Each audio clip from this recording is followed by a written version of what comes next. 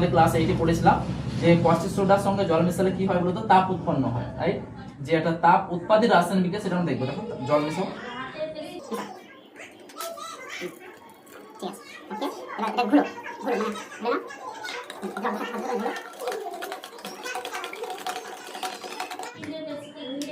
আচ্ছা, তাহলে আমরা কি করলাম, জলের মধ্যে এই কস্টিক সোডা, ঠিক আছে, মিশালাম। মেশানোর ফলে কি তৈরি হলো, Na2O, আর তার সঙ্গে জল মিশিয়েছি, তৈরি হয়েছে NaOH, এটা একটা ক্ষার, আর তার সঙ্গে তৈরি হচ্ছে তাপ।